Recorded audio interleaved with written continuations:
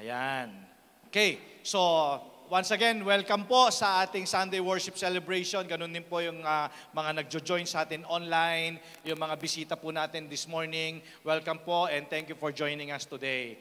Okay, so samahan niyo po ako. Please open your Bible in Book of Psalms, chapter 34, verse 4. Ito, lagi natin itong kinakanta.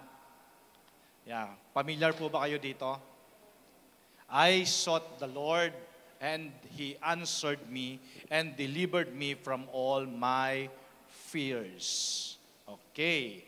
So, kagaya nga po ng sabi ko sa inyo kanina, mukhang maraming magte-testimony. Alam nyo ba, every prayer gathering, full pack po kami dito. Halos hindi na nga namin mabuksan yung pintuan eh. So ano lang po yun, hypothetical lang yun. Pero totoo po yun. Full pack po tayo every prayer gathering kasi doon talaga natetestify natin yung goodness ng Panginoon through our prayers. Okay? So, do you believe that prayer works? Prayer works ba? Marami ka bang karanasan that prayer works? Amen. Marami tayong naririnig. You remember yung lagi kong sinasabi. Alam mo po, ako syempre happy ako. Mas lalong happy si Lord na gusto ko na nakaupo ka diyan, hindi ka lang tagapalakpak sa mga testimonies ng mga answered prayers. Dapat ikaw mismo na-experience mo. Amen. Kasi yung relationship kasi natin sa Diyos, experiential kasi yan eh. 'Di ba? May kasamang karanasan yan. Yung sabi ng Bible in Book of Matthew, be it done unto you according to what you believe. Mangyari sa iyo kung ano yung pinaniniwalaan mo. So, there will be times o marami ka ng mga experiences na hindi ka lang nakaupo dyan para pumalakpak. Nakaupo ka dyan at sinasabi mong, yes, totoo yun kasi ako yun. Amen po ba yun? So, prayer works. Sabi mo sa katabi mo, prayer works. Amen. So, alam mo ba na ang Panginoon, kailanman hindi niya tayo pwede ignore. Pero sa prayer kasi natin, meron talagang tinatawag na in His time. And in His time, He makes all things beautiful. Na pagka sinagot ng Panginoon yung panalangin mo, yun talaga yung best na alam ng Lord para sa'yo. Amen? Kasi madalas, hindi minsan, mainipin kasi tayo eh. Di ba? Nag-pray lang tayo kanina, gusto natin sagutin na kaagad ng Panginoon. Well, God can do that because He's a powerful God. Pero meron talagang in His time na tinatawag ang Bible. Okay? So, pero because we live in a world filled with uncertainty, hindi natin talaga alam, kaya merong fear of the future, hindi natin alam kung anong meron bukas, diba? Hindi natin alam kung anong mangyayari sa kinabukasan. Yung life natin in this world filled with uncertainty, meron mga fears, diba? And so much challenges.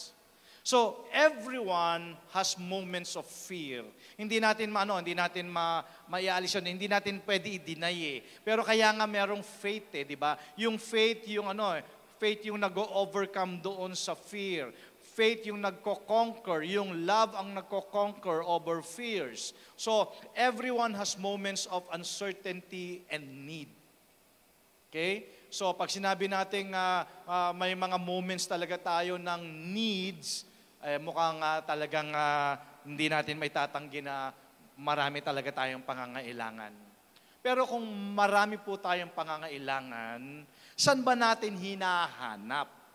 Okay? Saan ba natin hinahanap yung ating mga pangangailangan? Kaya sabi dito sa Psalms 34 verse 4, I sought the Lord. Alam mo, pag tinignan mo to in Tagalog version, ang translation nito is, hanapin mo. Diba? So, sabi nga kanina, marami tayong mga challenges, marami tayong mga pangangailangan. Pero saan ba natin hinahanap yung mga pangangailangan natin? Saan natin hinahanap yung healing? Saan natin hinahanap yung protection? Saan natin hinahanap yung peace?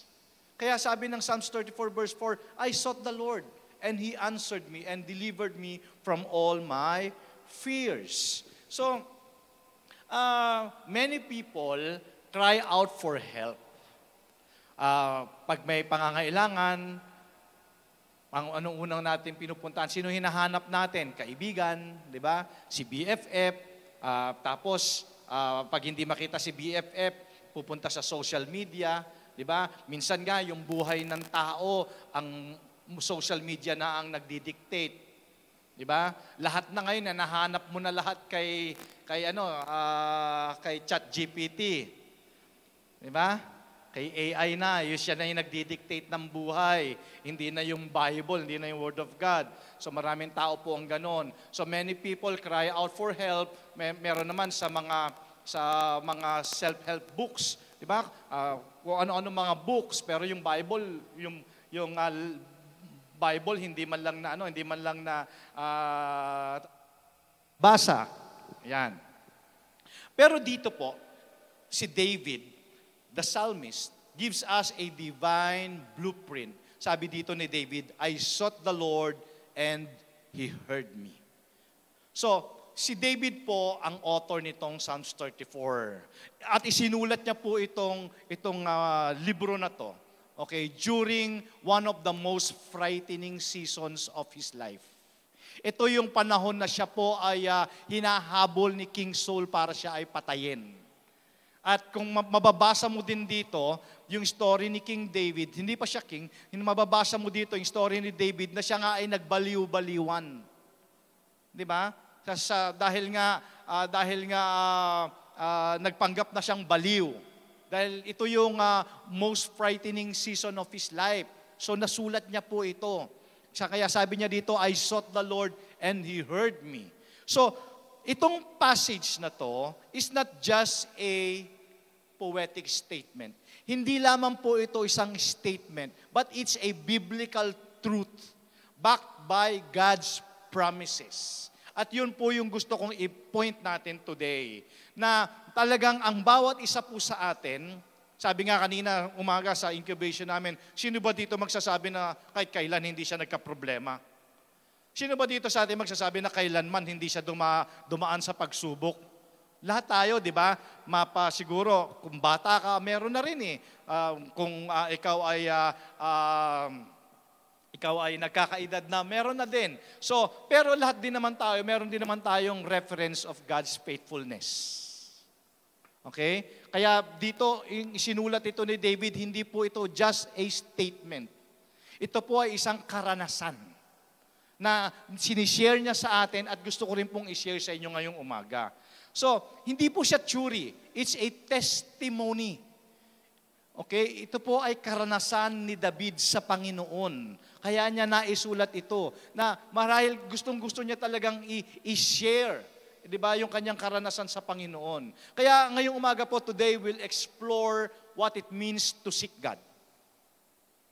How He hears us and how He answers practically and powerfully. Ulitin ko po. Sabi sa Tagalog, hanapin mo ang Panginoon. Di ba? So, church, there will be times. Actually, hindi lang talaga there will be times. Ako naniniwala ako sa araw-araw, kailangan talaga natin ng Panginoon. Amen po ba yon? Do you believe? Hindi lang yung kailangan mo lang ang Panginoon dahil may kailangan ka. Kailangan talaga natin ng Panginoon sa araw-araw. Kaya sabi ni David, hanapin natin ang Panginoon. Kaya nga po tanong ko sa inyo kanina, pag meron kang pangangailangan, ano at sino ang hinahanap mo? Kaya sabi din doon sa Psalms 37 verse 4, di ba? Actually sa Tagalog sabi doon yung delight yourself in the Lord and He will give you the desires of your heart. Sabi sa Tagalog doon, hanapin mo muna ang Diyos at ibibigay niya yung desire ng puso mo. So, the same author. Kasi nga, marahil overwhelming yung experience ni David sa Panginoon. Na alam naman niya na meron overwhelming din yung pagsubok, overwhelming din yung fear, overwhelming din yung problema. Pero overwhelming din naman yung karanasan niya sa Diyos. Kaya na-share niya itong passage na to. I sought the Lord and He heard me. And delight yourself in the Lord. Hanapin ninyo ang Diyos. And He will give you the desires of your heart. Kaya ang message po natin today is called Seek, Hear, Answer, Trust. Hahanapin natin ang tulong natin sa Panginoon. Amen? So, okay, first point, yung ating pong pursuit. So, kailangan ito yung pang-araw-araw nating pursuit. Diba? Seeking the Lord. Kaya sabi dito, I sought the Lord. So, seeking God is not a passive activity. It's an intentional, persistent pursuit. Hindi mo lang hinahanap ang Diyos dahil mayroon kang kailangan. Ito po ay persistent pursuit. Ito po ay intentional. Kaya pag sinabi mo ditong seek God, it's intentional. Hahanapin mo talaga ang Panginoon. Kaya there are verses also in the Bible na nagsasabi na talagang intentional siya.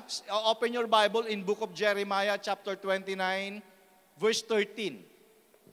Sabi dito, you will seek me and find me when you seek me with all your heart. So hindi siya passive activity lang. Intentional talaga nating isisik ang Panginoon. Pero may promise naman siya. If you seek me, you will find me. Mayroon na po ba kayong karasan na gano'n na hanap ka ng wallet mo pero hindi mo makita? Joke lang yun kasi meron ng isang, di ba? Hanap siya ng hanap, hindi niya makita. Pero naniwala ako, Lord, open my eyes. Yun pala, nasa tabi niya lang. Di ba? You will seek me and find me when you seek me with all your heart. Matthew 7:7, ask, and it will be given to you. Seek, and you will find. Knock, and it will be open to you. So, anong ibig sabihin nito? Ibig sabihin po nito is, seek God first. Intentional po talaga yon. Ang daming pangako ng Bible na if we seek Him first, everything will be added unto us. Ang daming mga promises ng Bible. In Jeremiah, di ba, 29:13, ang daming mga promises, pero intentional po siya eh. Di ba? Hahanapin talaga natin ang Panginoon. So, ang practical application nito is, before anything else, before running to other solutions, go to God first in prayer. Kasi pagka meron tayong anxiety, meron tayong fear, meron tayong kailangan, saan ba tayo unang tumatakbo? Sabi dito, seek Him first before running to other solutions. Go to God in prayer. Pero ang tanong, ito po ba yung ginagawa natin? So this morning, naniniwala po ako magbabago yung ating galawan. Di ba? Talagang magsisik muna tayo sa Panginoon. Siya muna. Kasi pag sinik natin ng Panginoon, siya naman yung mag-guide sa atin eh. Ililid naman niya tayo. He'll give us wisdom kung ano yung dapat nating gawin. So, wag nating iparamdam sa Panginoon na secondary lang siya. Kaya nga sabi, seek Him first. Kasi may mga tao kasi na pag wala na, push off the wall na, wala na talagang magawang solusyon, doon pa lang tatawag sa Diyos. Which is mali. Kaya ang Bible, pag binasa mo, ang gusto ng Panginoon, sige, ako muna. Ako muna, tapos ako ang bahala sa pangangailangan mo. Anong sabi po ng 1 Chronicles chapter 16 verse 11? Seek the Lord and His strength. Seek His presence continually. So make it a habit. Hindi lamang yung dahil may kailangan tayo, doon lang tayo nagpe-pray. Kaya tuloy yung prayer natin, puro na lang pahingi. Di ba? So hindi po ganun. Kailangan nagsisik tayo sa Panginoon continually. Yan, make it a habit. So another thing na para natin isik ang Panginoon, alam nyo ba na God speaks through His words? Pagka ikaw ay nagbabasa ng Bible, okay, nangungusap ang Diyos sa atin. Kasi siyempre, when you pray, kailangan mo ng kasagutan sa Panginoon. When you need wisdom, kailangan mo ng kasagutan sa Panginoon. So when you read the Bible, His words, doon nangungusap siya sa iyo kung ano yung wisdom na kailangan nating gawin. So, sabi ng Psalms 119 verse 105, your word is a lamp to my feet and light to my path. So, seeking means more than casual prayer. It's desperately or intentional and faith-driven pursuit. Ibig sabihin talagang pagka hinanap mo ang Panginoon, hanapin mo talaga siya with faith-driven pursuit. So, ano ba yung mga ways to seek God? Kasi marahil siguro tinatanong natin, paano ba natin hahanapin ng Diyos? Okay, well, number one way to seek God is to pray. Prayer. Ba? Alam nyo kasi ang prayer, hindi lang naman kasi hingi ng hingi. Di ba? Ang prayer kasi is conversing with God. Yun ang gusto kasi ng Panginoon eh. Hindi yung yung pagpikit mo ng mata, Lord, pengi ka agad. Di ba? So, when we pray, siyempre, we talk to God. Next is, when you read the Bible, God talks to us. Kasi yun yung word niya eh. Kadalasan sumasagot ang Diyos through Scripture. Meron ba kayong ganong karanasan? Yung nagdi-devotion ka, tapos lahat ng mga confusions mo, lahat nagkaroon ng clarity. Kasi nga sumasagot ang Diyos through His words. Diba? Minsan pa nga, may mga Kristiyano pa nga na kunyari magtatanong, Lord, ano ba ang, parang ginawang si Lord, ginawang tawag doon, horoscope. Meron natatawa ko kasi may kwento na gano'n eh. Ginawang horoscope yung Lord, ano bang mangyayari sa akin sa araw na to? Ano ba ang message mo sa akin sa araw na to? Yung Bible, binuksan, tapos pipindutin na gano'n. Alam niyo yun? Kung saan tumapat yung daliri, yun ang sagot ng Lord. Ginawang manghuhula si Lord. Ang nabasa niya, di ba, yung story nung yung mama na nag-iipon sa barns niya. Sabi doon ngayong gabi kukunin na kita. Yeah, so, hindi po gano'n. You continue to read the Word kasi in the process, sasagutan Lord eh. May karanasan kayong gano'n? Yung habang ikaw ay ngayon, habang nakikinig kayo ngayon, nagkakaroon ng clarity, meron kayo. Ang bawat isa sa atin, may mga questions eh. Pero habang nakikinig kayo ng Word, sinasagot ng Lord. Ganon yun eh. Kasi nga, God often answers through Scriptures. So, practical ways to seek God, first is prayer. Number 2 is Word. And number 3, worship. Yung talagang dumating na doon sa point na, Lord, gusto ko nang bumigay.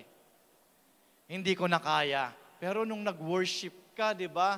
Yung focus mo, yung problema mo, talagang ipinakita talaga ng pinaramdam talaga ng Lord sa iyo yung greatness niya, 'di ba? Kaya alam niyo yung worshiping, yung singing, yung may nababasa natin yung mga lyrics, it's one way of praying eh. May declaration, 'di ba? Receiving, believing, kaya tayo nagwo-worship eh. Okay? So, yan yung mga ways to seek God. You remember si Jehoshaphat? Merong kwento sa Bible na talagang nabalitaan niya na siya po ay i-conquer. Nagkampi-kampi na yung mga hari at siya po ay i-conquer. Amen. In 2 Chronicles chapter 20 verse 3 and 4. Pero anong ginawa ni Jehoshaphat? Before anything else, pero sabi dito, Jehoshaphat was afraid. Sino ba naman dito yung hindi nakaranas? Di ba? Sino dito yung hindi nag-aalala na pagka nakita mo na yung nagtitingin ng electric bill nyo? Sino ba dito hindi nag-aalala sa future ng kanyang mga anak? Sino ba dito hindi nag-aalala sa kanyang kalusugan? Di ba? Pero itong kay Jehoshaphat, iba to. Nalaman niya na siya po ay i-conquer at mga nagkampi-kampi na yung mga kalaban niya. He was so afraid, pero sabi dito, and he seek the Lord and proclaim a fast throughout all Judah, help and find help from the Lord. So, dito makikita natin mga kapatid na when you seek God, miracles happen. So, dito kasi kasama dito yung wisdom eh. na ibibigay ng Panginoon. Ipapakita niya na His ways are not our ways and our thoughts are not and His thoughts are not our thoughts. So, it's very important na before seeking or going or running to kung sino man, friends, social media, or whatever, whoever, talagang si Lord muna ang isik natin. Kasi yung wisdom manggagaling talaga sa Kanya. So, ito yung mga practical ways paano natin i-worship ang Panginoon or iisisik ang Panginoon. Pray, and then find yung word para doon sa kalagayan mo. And then, alam naman natin na hindi tayo i-ignore ng Diyos. Amen? So next is yung promise. Doon sa binasa natin na Psalms 34 verse 4, makikita natin may pangako doon eh. Di ba sabi doon ni David, di ba? I sought the Lord and He heard me. Di ba? So, naniniwala ba kayo that when you pray, nakikinig ang Diyos? Do you believe? Kasi kasama po yan mamaya doon sa challenge sa application natin. So, yung promise, God hears us. One of the greatest assurance in Scripture is that God listens to His children. It's very important. Okay, 1 John chapter 5 verse 14. This is the confidence that we have toward Him, that if we pray, that if we ask anything according to His will, He hears us. So sabi doon, this is the confidence. Okay, sabi, kumbaga sa Tagalog, ito yung inyong kumpiyansa, ha? Okay, magtiwala kayo na pag lumapit kayo sa Diyos, pakikinggan niya kayo. Okay, Psalms 145 verse 18, the Lord is near to all who call on Him, in truth. So, dapat ang ginagawa natin, mga kapatid, pag tayo po ay magpe-pray tayo with confidence. Kasi, naniniwala ako na dumadating yung point na meron kang hinihingi. Meron ka nga minsan hinihingi na imposible sa tingin mo. Ikaw mismo, sa tingin mo, imposible. Ikaw nga mismo, nagdududa sa prayer mo eh. Tama? Dumating ka doon sa point na gano'n na, Lord, dumating na ako, Lord, doon sa point na iba na yung gusto ko, Lord. Gusto ko na magkabahay. Di ba? Gusto ko na, Lord, magkasasakyan. Gusto ko na, Lord, na magkaroon ng negosyo. Pero pag tiningnan mo yung kalagayan mo, parang imposible. Tama. Dumating kayo doon sa point na ganon, parang imposible, Lord. Lord, gusto ko na makalaya sa mga pagkakautang. Lord, gusto ko na makagraduate. Lord, gusto ko na mag-asawa. Diba? Parang, ikaw mismo nagda-doubt. Diba? Pero anong sabi ng Bible, diba? In Hebrews chapter 4, verse 16, let us then with confidence draw near to God, to the throne of His grace, that we may receive mercy and find grace to help in time of need. So ang ibig sabihin nito, mga kapatid, is kailangan tayo ay lumalapit, nananalangin na merong confidence. Kasi alam naman natin na hindi tayo i-ignore ng Panginoon. Nga lang, sabi ko nga po sa inyo kanina, is meron lang talagang in His time kay Lord eh. Diba? Akala kasi natin minsan parang narinig kaya ako ng Diyos. Pero may karanasan ka rin ba, kapatid? May karanasan ka rin ba na meron kang prayer matagal na, nakalimutan mo na, tapos just lately sinagot ng Lord? Meron kang karanasan na ganon? Meron? Parang tagal na nitong prayer ko na to, pero ngayon lang sinagot. Pero ito pala yung in His time ni Lord. Bakit hindi noon sinagot ng Lord? Bakit ngayon? So, ibig sabihin, mga kapatid, when you pray with confidence. Diba? Draw near to the throne of grace that we may receive mercy and find grace to help in time of need. And pray according to His will. This is very important. Maraming beses ko na po ito na-share, maraming beses ko na po kayo pinaalalahanan na pag kayo ay mananalangin kayo according to His will. Kailangan naka-align yung request mo sa God's Word. Diba? Anong sabi ng James chapter 4 verse 3? When you pray, when you ask, Kaya ka hindi tumatanggap. You do not receive because you ask with wrong motives. Ito rin, matagal ka na sigurong nanalangin ng something. Pero balikan mo yung heart mo. Tama ba yung puso mo nung paghingi nito?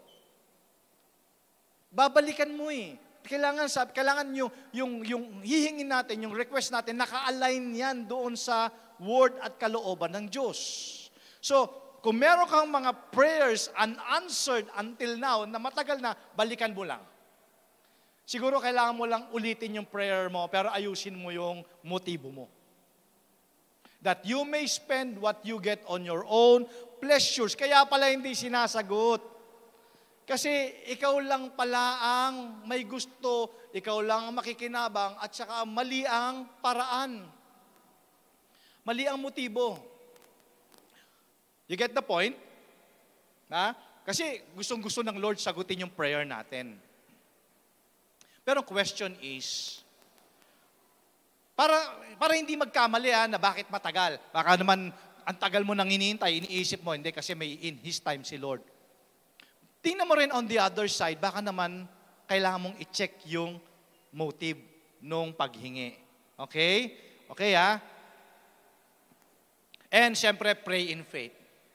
Pag nanalangin ka, believe that He hears you. Mark 11:24, therefore I tell you, whatever you ask in prayer, believe that you have received it, and it will be yours. Kanina sabi, di ba? Sabi nga doon sa kinakanta natin, speak to your mountain. Believe. Di ba? Believe. Believe ka kasi hindi ka pwedeng manalangin na ikaw mismo ay nagda-doubt. Believe that God hears us and believe that you will receive. Kaya di ba sabi sa Psalms 34 verse 4, and He heard me. So ibig sabihin mga kapatid, effective yung prayer dito ni David. Siyempre, from that context, dapat malaman din natin ano yung ginawa ni David sa prayer niya at ano yung ginagawa niya. Kasi ito po ay karanasan. Karanasan ito ng answered prayer Diba? So kung meron kang mga answered prayer, mga references mo, mga experiences mo in the past, balikan mo kung ano yung ginawa mo dati. Tama? Kasi baka mamaya, nag-change ka na ng formula That's the same formula. Diba? So, God is not distant. He is attentive sa mga prayers natin. Sabi ng Psalms 34 verse 15, the eyes of the Lord are on the righteous, and His ears are attentive to their cry. So, nakikinig talaga ang Diyos Kaya, my point mga kapatid is, gusto ko maging confident tayo whenever na tayo po ay lumalapit sa Diyos. Maging confident tayo kasi baka mamaya nagpe-pray ka, nagdududa ka, tapos sabi ko nga, kaya hindi ka excited umattend ng prayer gathering kasi parang hindi naman ata sinasagot ng Lord yung prayer mo. Pero, church, I declare by faith na mag-a-attend ka na ng prayer gathering kasi meron ka mga ite-testimony sa mga faithfulness and goodness ng Panginoon. Amen? Amen ba yun? So, anong mga karanasan mo kay Lord? Diba? In 1 John chapter 5, verse 14 says, if we ask anything according to His will, He hears us. He hears us. So, useless na manalangin ka na hindi ka naman naniniwala na sasagutin ng Lord yung prayer mo at pakikinggan ka. Kasi nga, yung tenga ng Diyos, attentive sa ating mga kahilingan. The eyes of the Lord are on the righteous. You are the apple of God's eye. Amen? So, pero, ipe-prepare mo rin yung sarili mo sa kasagutan ng Panginoon. Kasi, may mga answers si Lord na sometimes, immediately. Kasi, He's God. Kaya niya naman gawin yun immediately. Minsan naman, dahan-dahan, gradually. Meron kayong mga ganong karanasan? Pero He always listens. Biglaan, minsan naman dahan-dahan. Okay? So, even when you don't feel heard, maniwala po kayo, God is not ignoring your prayer. Amen? Pero sabi nga natin, aayusin siyempre natin yung paglapit sa Kanya. Ayusin natin yung kailangan naka-align doon sa word ng Panginoon yung ating panalangin. Kasi baka naman mali yung motibo natin. Kaya pala hindi sinasagot. Okay? So, then, after the promise, yung provision. Kaya sabi ni David, and He answered me. Di ba? God answers may not always come in the way we expect, but He always responds. May karanasan ba kayong ganon? Nanalangin ka, sumagot ang Lord, pero iba doon sa hinihingi mo. Meron? Hello? Parang nasa BOCC ba ako? Hello? Meron kayong karanasan na ganon? Nag-pray ka, sinagot ng Lord, pero iba yung ibinigay. See? So marami tayong mga references, marami tayong mga karanasan. Pero alam mo ba ang promise ng Lord, yung provision niya sa atin? Sabi na Isaiah 65:24, before they call, I will answer. Grabe no? Desire pa lang ng puso mo, ibibigkas pa lang ng labi mo, sinagot na. Gusto niyo ba yung ganon? While they are yet speaking, grabe, nagsasalita ka pa lang, inutusan na ng Diyos yung mga anghel, deliver. Amen? Wow, gusto niyo yung ganon? Aayusin natin yung prayer natin. Pray boldly with confidence. Yung prayer natin with faith. Di ba? Siyempre, yung prayer natin, titingnan natin, yung hinihingi ko ba ay naka-align sa God's Word? Di ba? Kasi may promise at saka may provision ng Panginoon eh. In Psalms 138 verse 3 says, on the day I called, you answered me. My strength of soul you increase. Di ba? Ito, sabi din to nung psalmist, di ba? On the day I called you, you answered me. So, paano nga ba sumasagot ang prayer, ang Lord sa mga prayers natin? Paano, sabi natin kanina, merong mga sometimes immediately. Minsan naman, gradually. Pero paano ba mga sagot ng Lord? Meron siya mga answer na yes. Sometimes, God gives exactly what we ask. Yung talagang mismo, ako marami rin po akong karanasan na gano'n. Mismo kung ano yung pinag-pray ko, kung ano yung hiningi ko, yun mismo ang ibinigay. Pero marami din akong mga wait. Marami din ba kayong wait? Pastor, hindi po effective sa akin yung wait kasi hindi naman ako nagpe-pray. Ako, ang dami ko pang waiting eh. Marami rin kayong waiting. Alam mo, pag ikaw nasa period ka ng waiting, isipin mo na lang, because God is working behind the scene. Meron siyang ginagawa because His timing is perfect. Meron talaga. Tagal ng waiting, pero nung ibinigay naman ng Lord, yes! Isipin ninyo, tingnan nyo, bigyan ko lang kayo ng isang simple na illustration. Kung ang prayer natin ay sasagutin ng Lord agad-agad, syempre happy tayo. Okay. Pero minsan, may mga prayer na iba talaga yung sense talaga ng excitement, iba yung sense talaga ng gratefulness mo, yung talagang last minute na lang sinagot pa. Iba no? Yung pala in the process may inaayos si Lord, inaayos niya yung faith mo, di ba? Kasi kunyari nanalangin ka, first week pa lang nanalangin ka. Ganun tayo eh. Tingnan niyo, bigyan ko kayo ng kunyari meron ka malaking bayaran ngayong katapusan. Nag-pray ka nung first week, Lord, tingin naman po ako ng pambayad sa bayarin ko, medyo malaki. Di ba ganun lang mga first week? Second week na hindi pa sinasagot. Lord, paalala ko lang yung palang prayer ko. Kasi malapit na yung katapusan. Third week na, wala pa. Bukas na. Di ba? Iba na, nakaload ka na, Lord, please. Di ba? Biglang sinagot ng Lord. Iba, di ba? Iba yung pakiramdam. Hindi tayo pinapahirapan ng Panginoon. Di ba?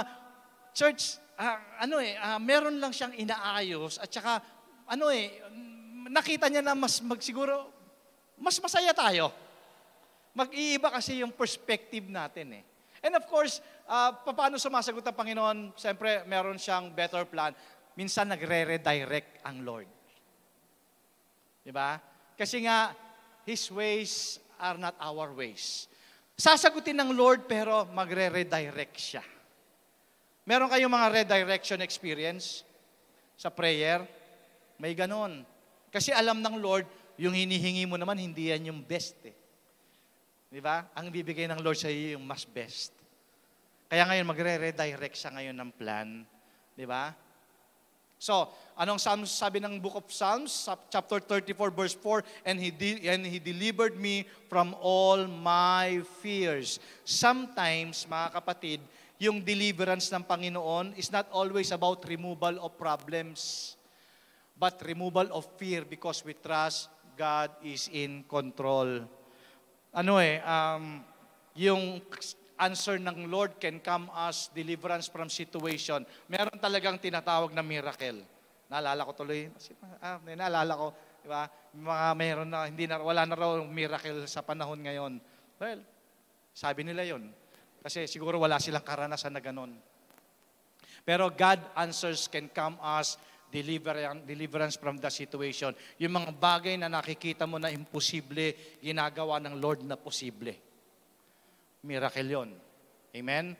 Actually, yung pinakamalaking miracle nga, yung buhay natin. Amen ba yon? Yung sino ka noon at saka sino ka ngayon sa Panginoon.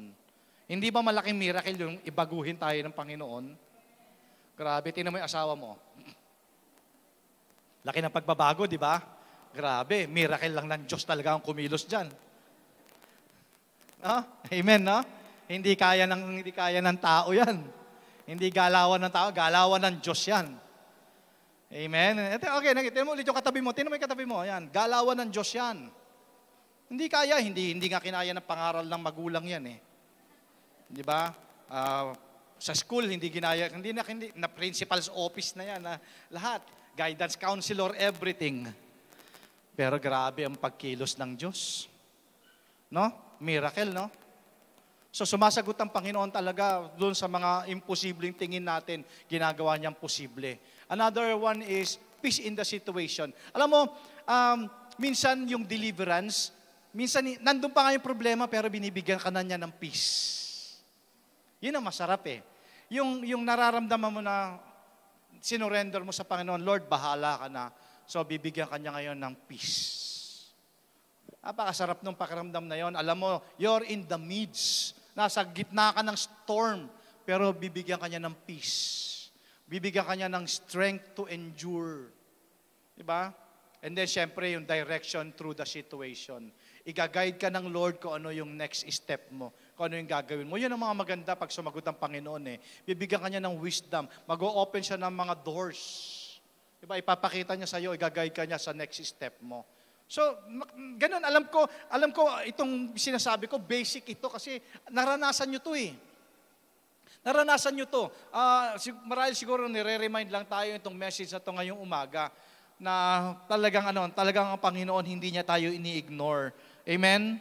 So, kaya talagang kailangan nating patuloy na magtiwala sa Panginoon. In Book of Proverbs, chapter 3, 5, and 6, again, sabi dito, trust in the Lord with all your heart. Huwag kang umasa sa sarili mo.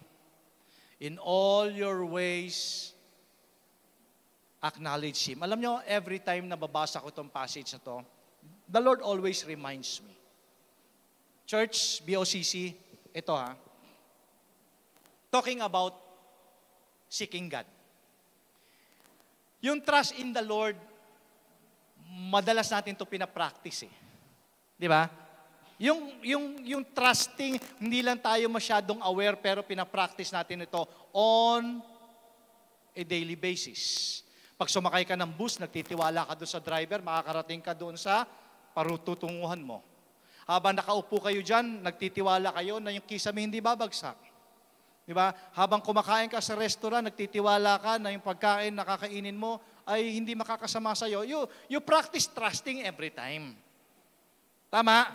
And lalo na, yung pag-trust natin sa Panginoon, na nagtatrust tayo sa Lord eh. Lagi natin naririnig. Pero tingnan nyo itong word na to in verse 6. Dito tayo madalas nagkukulang. Sabi dito, in all your ways, acknowledge Him. Mukhang yung trusting issue, kahit nga meron tayong mga trusting issue, pero yung trusting the Lord ay pinapractice natin na madalas. Pero itong acknowledge Him, yan na madalas natin nane-neglect.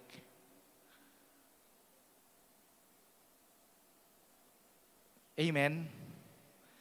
Na-acknowledge mo ba siya? Sabi ko sa inyo kanina, pag merong problema, pag merong pagsubok, saan ka unang pumupunta? Ano ang una mong hinahanap? Sabi dito, in all your ways, acknowledge Him and the promise. He will make your path straight. Nagets nyo? Yung trusting, mukhang nagtatrust tayo, napapractice natin. But how about acknowledging God? But how about seeking God? Napapractice ba natin yon? So, church, gusto ko iwanan sa inyo yan. In all your ways, acknowledge Him and He will direct your path into success. And, of course, why we trust God? Bakit ka nagtitiwala sa tao? Bakit ka nagtitiwala sa Diyos? Kaya ka nagtitiwala, sa atin na lang muna, sa ating mga tao, kaya tayo nagtitiwala sa tao dahil meron tayong karanasan sa Kanya. Kumbaga parang subok ko to eh. Amen? So, trust is not built on empty promises, but past experiences. How much more kay Lord? Diba? Kaya tayo nagtatrust. Why trust God? Because of past experiences of His faithfulness. Kaya pala sabi ni David, diba, sa Psalms 34 verse 1, I will bless the Lord at all times. All times. Kasi nga, meron siyang personal experience of God's rescue. Diba? Kaya pala yung Psalms 34, binasa niya, punong-puno ito ng punong-puno ito ng karanasan. And punong-puno din ng promises. I will bless the Lord at all times. Kasi nga meron siyang karanasan sa Panginoon. Kaya anong dapat natin gawin? Church, kailangan magkaroon tayo ng spiritual memory of answered prayers. Yun yung magiging reference natin in the future. Na para bang sinasabi mo na kung sinagot ako ng Lord sa mga panalangin ko noon, kaya niya rin sagutin tong panalangin ko ngayon. Amen ba yon? Kung sumagot si Lord noon, sasagot ulit siya ngayon. Confident ba kayo doon? Sinasabi ko sa inyo hindi lang ito basta statement, ha? Hindi lang ito basta narinig nyo lang. Dapat ito maging karanasan. Amen? Amen? So, now, lagi nating titingnan yung puso ng Panginoon. Look at His heart. Sometimes, yung sagot niya sa atin is a lesson, not just a miracle. Meron tayong hindi kasi, lahat ng sagot kasi ng Panginoon, hindi naman yun lahat parang, meron siya mga kasagutan na kailangan matuto tayo. And, actually, dapat matuto tayong magpasalamat. Kahit na ang sinagot ng Lord, hindi natin gusto. Kasi alam niya kasi kung ano yung makakabuti para sa atin. Kaya nga tinatanong ko kayo meron ka bang karanasan na gano'n? Sumagot ang Lord, pero hindi yung hinihingi mo. Pero sumagot. Amen? Meron ba? Sabi ng 1 Thessalonians chapter 5 verse 18, give thanks in all circumstances, for this is the will of God in Christ Jesus for you. Talagang kailangan natin pasalamatan ang Diyos kahit hindi yung hinihingi natin ang ibinigay niya. Kasi alam niya kung ano yung mas makakabuti para sa atin. So, very clear po ang Word of God. Very clear ang testimony ng Scripture. Those who earnestly seek God will find Him, be heard by Him, and be answered by Him. Very clear po itong testimony na to, na kung sino man ang lalapit sa Diyos, sino man ang hahanapin ng Diyos, ay hindi po siya mapapahiya. Kasi life will bring moments when fear tries to overwhelm us. Totoo yun, lalo na yung panahon ngayon, no? Hindi lang yung personal mong pagsubok o problema, pati yung problema na nasa paligid mo, parang bit-bit mo lahat. So the key is to seek God, knowing that He hears, answers, and delivers. Kaya nga, boldly masasabi natin na, Lord, sa iyo po ako nagtatrust. Sa iyo po ako nagtitiwala dahil you are faithful. You are faithful. So, yung final challenge ko po sa inyo today is, nagsisik po ba talaga tayo sa Panginoon? Ina-acknowledge ba talaga natin ang Diyos? Do you trust that He hears you? Kasi importante po yun. Importante yun na pagpikit mo ng mata mo, alam mo nakikinig ang Diyos. Will you accept His answer? Even if it's different from what you expected. Ready ba kayo na ganon? Di ba, sabi ko nga, lagi nyo rin naririnig sa akin, handa ka ba nasirain ng Diyos yung plano mo kung alam ng Diyos na yung plano mo ang sisira sa'yo? Kasi sometimes He redirects. Kasi iba pala yung plano natin. Kaya ang gagawin ng Lord, sisirain niya yung plano na yon. Kasi alam niya yung plano na yun na makakasira sa atin. And the same with our prayer. Handa ka ba na kahit na iba ang sagot ng Lord doon sa inaasahan mo, pero alam kasi ng Lord na yun ang makakabuti sa'yo? So, church, mga kapatid, patuloy po tayo mag-trust sa paghahanap sa Panginoon. Let us seek God. Kahit sa panahong parang tahimik ang Diyos. Kasi may mga panahon talaga na parang pakiramdam mo tahimik siya. Pero ako naniniwala ko, He's working behind the scene. So, imbis na po tayo, mag-focus tayo sa fear, i-focus na lang natin yung ating mga eyes sa Panginoon. Katulad ng sinabi ni David, hinahanap kita, Panginoon, ikaw ang aking tagapagligtas. So, last question ko po for today. Ano ba yung mga pangamba mo ngayon na kailangan mong ilagay sa kamay ng Diyos? Ano ba? Meron ka bang mga fear na kailangan mong ibigay sa Panginoon? So, ang kailangan mo, kapatid, gawin, ito po, meron tayong siguro mga practical na drill na gagawin by yourself. Itong week na to, mag-set aside ka ng intentional time to seek God in one specific area of your life. Siguro kung meron kang pinagdadaanan, siguro mag-set ka ng intentionally, kasi sabi natin, ang seeking God is intentional. Hindi talaga siya hindi talaga siya basta-bastang darating na lang. Kailangan mo talaga intentional to seek God. So, mag-set ka ng time to seek God doon sa specific area ng life mo na yon. Di ba? Dalhin mo sa Panginoon. Ano ba yung mga pangamba mo? Dalhin mo sa panalangin sa Panginoon. Magtiwala ka na siya po ay nakikinig. And then, siyempre, meron ka bang mga, nire-record mo ba, gino-journal mo ba yung mga answered prayers mo? Meron kayong ganon? Yung, meron ka mga prayer petitions, meron ka mga prayer requests, tapos, ito sinagot na, i-highlight mo na yan. Highlight. Meron kayong ganon? Dapat meron kayong ganon. Kasi kung wala kayong ganon, paano mo malalaman na ang Diyos ay sumasagot? At least meron kang reference na kung ito nga panalangin kong to noong 2018, grabe to, mukhang imposible ito, pero sinagot ng Lord. So meron kayong mga ganon. So gawa kayo ng journal. Diba? Gawa kayo ng journal ng mga prayer request ninyo, and then pag sinagot ng Lord, i-highlight nyo. And then, syempre, i-share naman ninyo yung testimony niyo with someone. Kaya sa prayer gathering dito, meron kami talagang time para mag-testimony para sa mga answered prayers. Amen. Excited ba dito mag-testimony yung mga, yung mga sa next Saturday? Grabe. Mukhang kailangan natin gawing 3 hours yung prayer gathering natin sa dami na magte-testimony. Amen? Yung iba dito, 2 minutes lang, tumatagal ng 5-10 minutes Di ba? So, share po ninyo. Kasi alam nyo, para maka-encourage tayo sa iba, talaga ang Diyos talaga sumasagot. Amen ba yan? So, alam nyo po, before we end, itong passage na to, Psalms 34 verse 4, hindi po ito basta statement.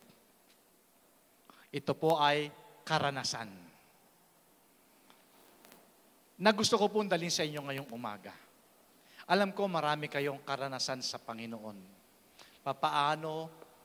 Gaano kabuti ang Diyos.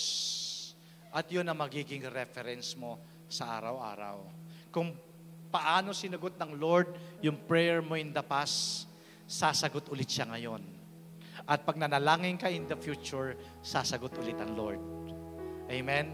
Excited po ba kayo? Baka nga ngayon habang nakaupo, kasi ba sabi niya kanina, bago mo pa man ibukas yung bibig mo, sinagot ko na. Wow! Grabe. Baka mamaya, pagdating mo sa bahay, bigla magre-ring yung cellphone mo. Sabi nung tumawag sa'yo, congratulations, you are hired. Wow! Amen! Amen! Uy! Grabe. Excited po ba kayo sa sagot ng Lord? Tayo po tayo, tapos close nyo yung eyes ninyo. Tingnan. Gusto ko lang kayong ibalik doon sa panahon na ikaw ay nanalangin. Gusto ko lang kayong ibalik doon sa panahon na nag-seek ka kay Lord. Diba? Close your eyes for a moment. Sige po. Mayroon ka mga prayer, ang tagal na eh. Hindi mo na nga naalala eh. Hindi mo naalala. Pero, nung panahon na yung confident kang lumapit sa Panginoon eh. Akala mo wala na, akala mo nakalimutan na ng Diyos. Pero alam mo ba, one day, mabibigla ka na lang. Baka nga, this could be the day. Ipapakita ng Panginoon sa iyo yung greatness niya. Sasagot siya doon sa mga panalangin mo. I sought the Lord and He heard me. Isa pong karanasan ni David na naniniwala ako, ito rin po yung ipinararanas sa atin ng Diyos. Because He is the same God. Ang Diyos na sinamba nila David, at yun din po yung Diyos na sinasamba natin today. Ang sabi ng Bible, He changed not. Gustong-gustong sagutin ng Lord yung mga prayers mo. Balikan mo yung prayer mo. Balikan mo, baka naman meron lang kailangan ayusin. Pero, ipararanas ng Lord sa'yo yung mga kahilingan mo. Just believe and pursue Him in faith. Seek God in faith. Hindi siya passive, but intentional. Kaya mula ngayon, mangako ka sa sarili mo. Mangako ka na, Lord, i-acknowledge kita in all my ways. Hahanapin kita. I will delight in you. Dahil alam ko, Lord God, you will give me the desires of my heart. Amen. I sought the Lord and He heard me.